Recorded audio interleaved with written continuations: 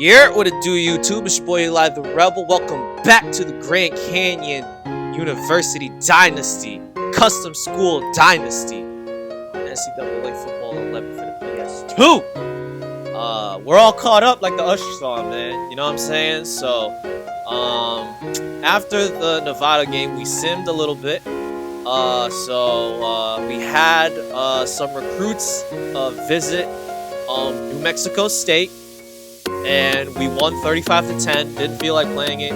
I knew we were going to win. It was just by a matter of how much. And yeah, that was a decent, really good win. So we're going to go ahead and meet the recruits that we got from that visit. Obviously in the last episode, which if you haven't seen, click the icon top right. Okay, I'll give y'all some seconds to that. All right, cool. Last episode we got Tony Johnson, aka I looked up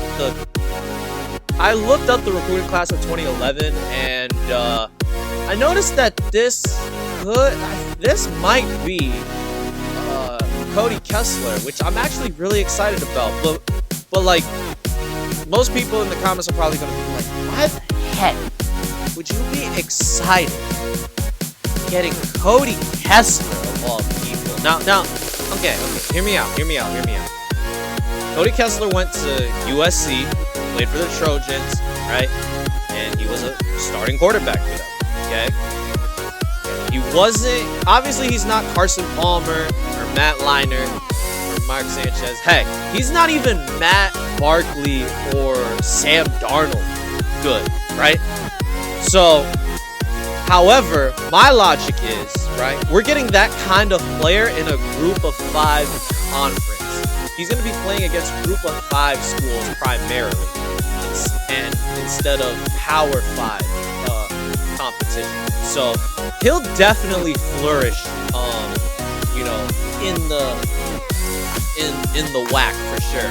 Like, my logic is, he was pretty decent in the Pac-10.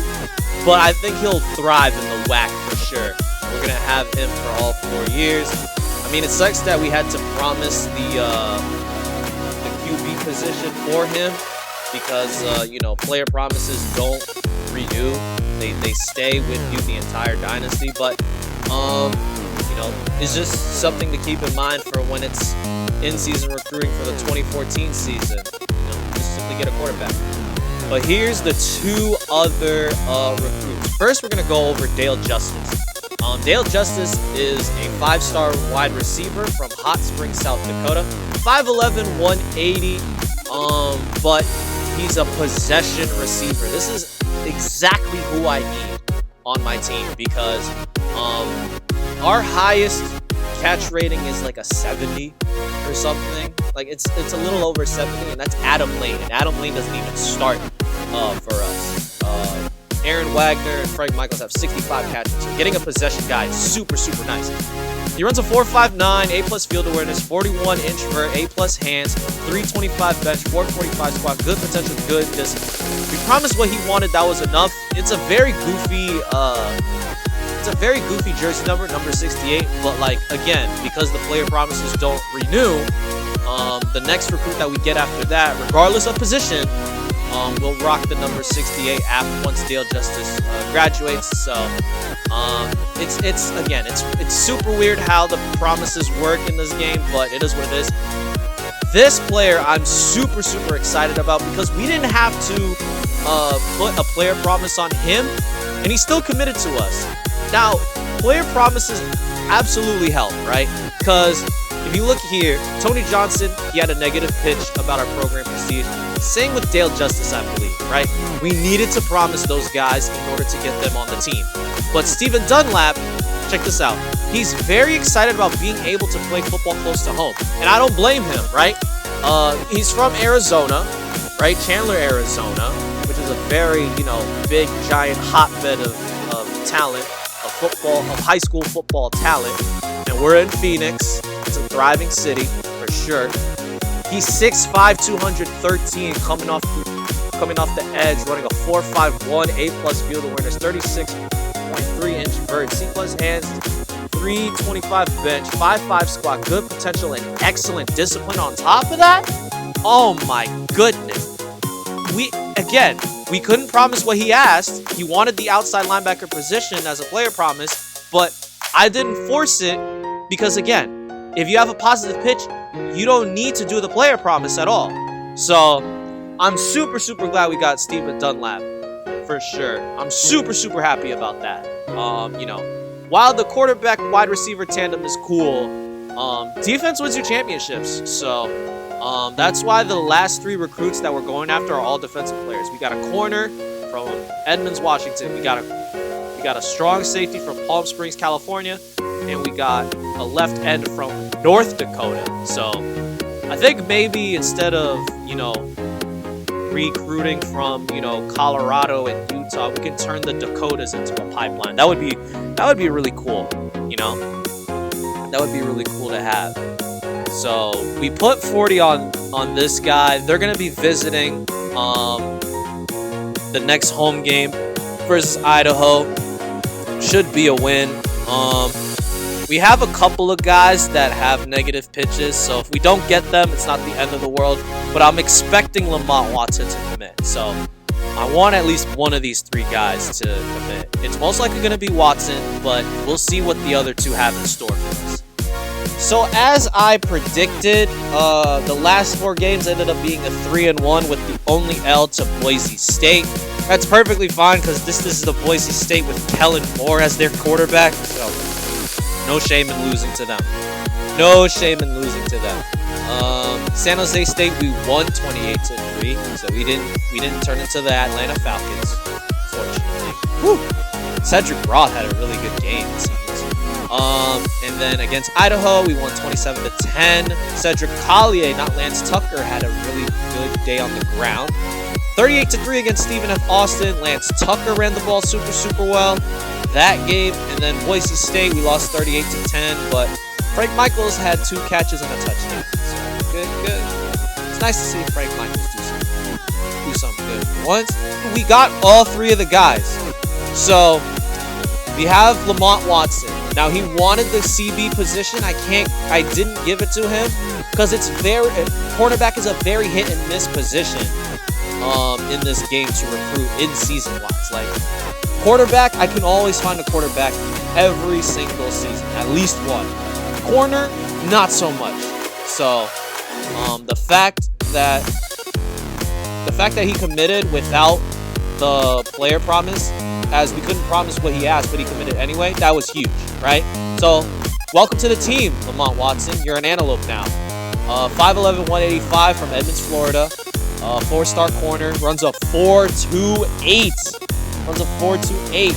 A+ field awareness, 39.5 inch vert, D+ hands, 285 bench, 385 squat, good potential, average discipline. Then John Haas, Palm Springs, California, 5'11", 185, strong safety, runs a 4.43, A+ field awareness, 38.1 inch vert, C+ hands, 340 bench, 520 squat, good potential, average discipline. And then Austin Smith from Carrington, North Dakota, 6'2", 245. Number 2 defensive end in the nation. Only a 3-star, but we got a defensive end. It's hard to get big guys in this game. We promised what he wanted, that was enough, and it was just to be a starter. So that's something that can be universally be distributed to future classes down the road. He runs a 4.51 C+ field awareness, 35.7 inch vert. I'm not sure if that's an but 380 bench, 520 squat, good potential, average discipline. So we got a total of 6 players. So we have 2 5-stars, 3 4-stars, and 1 3-star. So that's a total of 6 players coming to Phoenix, Arizona next season. It looks like the only need that we have left to take care of is another cornerback, which is perfectly fine. So what I'll probably be ending up doing in the actual off-season recruiting is recruit a bunch of 2-star, maybe 3-star DBs to round out the corner room, and that's how that's gonna be like the main primary focus the offseason. Even though we're I picked academic school, this bar just keeps getting higher and higher. Hopefully the I don't get violated for this NCAA team interest, because if I do, it's not the fact that, you know, they're gonna take scholarships away first before we become bowl ineligible, but when you're on probation, you can't get transfer players, and that is going to hurt us in the long term. I really wanted to see some transfers, some guys transfer into Phoenix, Arizona, to T'Challa Turf, but you know, can't do that if we're on a 2 or 3 year probation. So let's see if the game is going to be nice to us, and hopefully the game gives us a nice bowl game, because that's the main focus of the episode today. So in Season 1 of the Grand Canyon University Dynasty, we're going to be taking on the South Carolina Gamecocks in the New Mexico Bowl. They're rocking a 6-6 record. We're rocking an 8-4 record going into Albuquerque. Are we week 1? Oh, wow. Greg McElroy wins the Heisman by a long shot, too. Wow. That's incredible. That's incredible. We are bowl week number 1, along with UConn and Michigan in the St. Petersburg Bowl. Okay, so we're first up on the docket. They have B+ offense, B defense. They have their top 10 in the nation in turnover differential, but we're number 12 in pass offense. We let it fly. So it'll be interesting to see if we can throw it deep and not get picked off by these guys, for sure. So unfortunately, we didn't have any All-Americans from Grand Canyon University, but representing the all-WAC first team, we have Will Mayo. 34 catches for 635 yards, 6 touchdowns, in addition to 12 yards on the ground. This was Danny Turner's go-to target. Especially ever since I switched the coach options to West Coast emphasis. So that's why he's there. We got Zach Jones, first team all WAC, 52 tackles, 22 of them tackles for loss, 11 sacks and a forced fumble. I'm probably gonna have him or Mike Moyer move over to defensive tackle, so that way we can get our 3-star defensive end from North Dakota. He'll be in his natural position and stuff like that. So that's gonna be something. Moving on to the second team, we're gonna go scroll down really quickly here. We got Andy Felder, the junior strong safety. So 42 tackles for him, 3 tackles for loss, a sack, 3 interceptions, and a forced fumble. Didn't really see that much action from Andy Felder, when we were doing the user games, but he must have done really well in the Sims, so good for him. Oh, and Lance Tucker, who could have easily been WAC first team for kick returning had I tried to be stylish and cool for the dive, but 634 returning yards. No. Those are his rushing stats. So his rushing stats, he ran for 634 yards. He also caught 27 cat balls for 252 yards with 12 total touchdowns. So he had 8 rushing touchdowns, 3 receiving touchdowns, and then the kick return that y'all saw in the last episode. Maybe that episode. 794 kick return yards, 263 for punt return. That 62-yard long run could have easily been 65 with a touchdown on top of it. But beggars cannot be choosers. It is what it is. He's going to be a sophomore, so hopefully he'll get better. I'd like to have Lance Tucker to have 1,000 yards rushing by next year or the year after, where you graduate. Due to time constraints, with the intro being 15 minutes long, yes, this is Postcom Eli speaking. We're just going to show you the scorecards for the first and second quarters. You're not really going to see any highlights until the third. The only touchdown scored in the first half was this play right here. A little tip drill going on, but Adam Lane catches it and gets the touchdown out of it. So Danny Turner gets hit super late, as you can see here on the instant replay, but tip ball falls right into Adam Lane's hands, and he'll do the rest for the touchdown. 5.5 minutes left in the third quarter. It's a play action pass. Danny Turner rolls left, finds Aaron Wagner, and he brings the foot down. They rule it a touchdown. However, there's a flag on the field, but the call is roughing the passer on South Carolina. Herm Edwards is going to decline that. So the touchdown will stand as is, and we're going to look at this one more time here on the replay here. Look at this beautiful corner route by Aaron Wagner, and he brings the left foot down to get inside the pylon. However, the story in this game was, or I should say, one of the stories, one of the many stories of this game was South Carolina. Okay, this was their first of many kick returns for a touchdown. GCU tries to respond back. Danny Turner rolling left again, but he throws to the right side as he's getting hit, and it's picked off. Fortunately, Danny Turner makes the tackle to save a potential pick six, but that will come back to haunt him a bit later.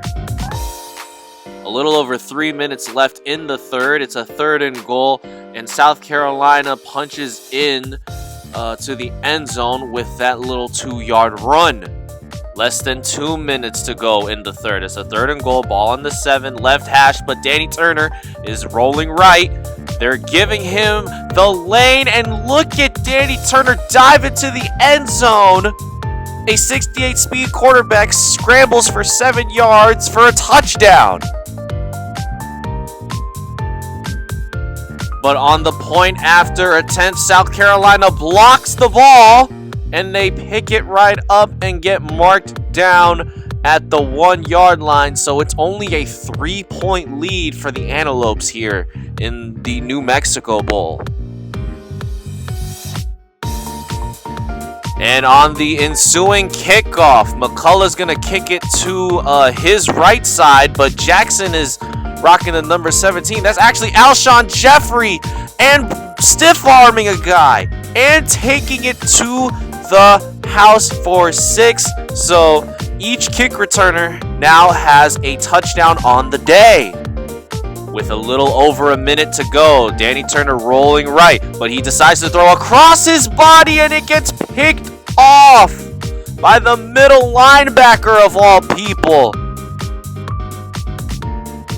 And 2 plays later, South Carolina only has 3 linemen and throws a screen to Ace Sanders. He's going to go up the right side of the field and score for a touchdown. I was very caught off guard. This looked like what was that play that Cincy ran? Or no, it was Indy that ran this play against New England, and they ultimately failed. Well, it worked on us. Fourth quarter was a super wild one here. 4th and 7 on the 37. You want to talk about somebody who stepped up to the plate and convert? How about Brandon Jensen from the slot, getting not only the first down, but pretty much putting the Antelopes in scoring down territory here inside the 15. And the very next play, from under center, Danny Turner, ball's on the 13-yard line. He rolls left. It's Aaron Wagner on the corner route again. So that's 2 touchdowns on the same exact route. And Herm Edwards is asking his guys to go for 2 here as well. The 2-point conversion would bring Grand Canyon University to a field goal. Danny Turner takes a shot to Brandon Jensen, and he gets it right in the middle back of the end zone. Is Brandon Jensen on a post dig thing? I don't know what to call that route, but Grand Canyon University now down 3. A 2nd and 10, ball on the 41. A little over 6 minutes left, and it's Roger Taylor, the free safety, picking off South Carolina. There's hope. There's hope.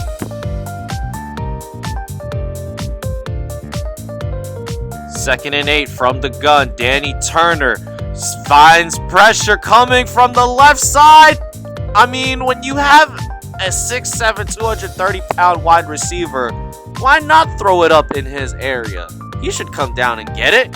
And that's exactly what happens here. Frank Michaels has been a chain mover and now has a touchdown to his wonderful, wonderful day. And folks, this is the 3rd and final kick return for a touchdown. They kick it to Jeffrey again. Unnecessary juke was made. He gets the block on McCullough, the kicker, and he does the rest. 3 special teams touchdowns for South Carolina in this one.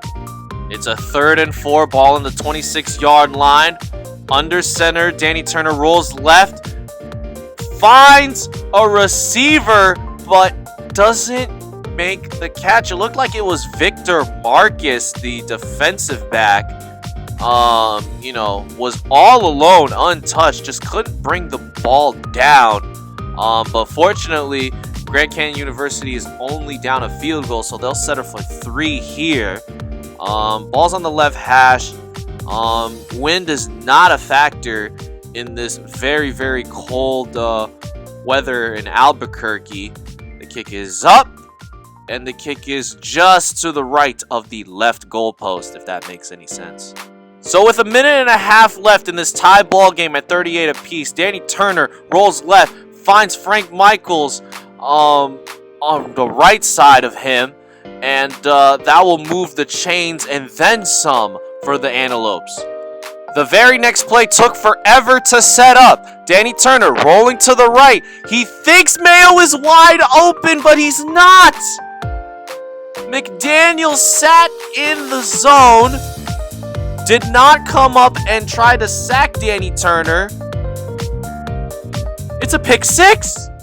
Grand Canyon University won't go down with a fight. While there's only 36 seconds left in the game, Danny Turner ends up finding Aaron Wagner, Mr. All Reliable, Mr. 2 touchdowns on a post pattern. They call a timeout. Coach Kermit Edwards calls a timeout. 30 seconds exactly left in the game. A double cross was called? No. What was I doing here? I think I went back to double cross. Yeah. I went back to double cross. Yeah. Again, 30 seconds left. Ball on the 44-yard line. A little bit to the right hash. I have options if I need to go scramble to the left or right side. I have receivers. I don't have to throw across my body. Will Mayo is overshot. The very next play, however, Danny Turner gets hit as the throw is released. And Brandon Jensen from the slot, again, has been super, super reliable today, along with his teammate Frank Michaels. Those two and Aaron Wagner have been getting it done. They've been having career games today.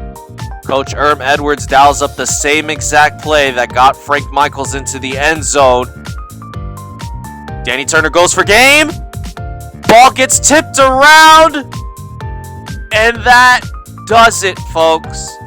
That is the icing on the cake. 6 total interceptions for Danny Turner on the day, with four touchdowns. Danny Turner had his best and worst game at the same damn time. You just hate to see it, folks. You just hate to see it. I think it's really unfortunate that the Grand Canyon Antelopes do not come away with a bowl victory. To cap off what was an impressive 8-4 record is now just an 8-5 record, which is good, but not, something to write home about, especially without no hardware of any sorts. Again, like I mentioned before, Danny Turner had the best and worst game of his career at the same time. 517 yards in the air is fantastic, but that touchdown to interception ratio has been a struggle pretty much all season, and it showed up once again. Part of it is my fault for thinking that Will Mayo would get open, and he didn't.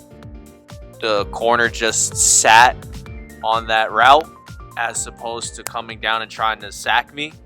So, you can accredit both, the stupidity of my decision making in the fourth quarter, on top of the fact that the game just wanted to give South Carolina 3 kick return touchdowns in this game. So, it was an all-around really, really good effort. I think I can only blame myself, really, for making that play.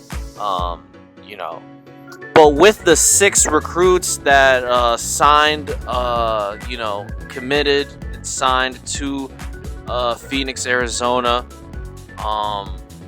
it's going to create really, really good momentum going into the offseason, which will be the next episode. Again, it's been your boy Eli the Rebel. I catch you guys next week, man. Peace.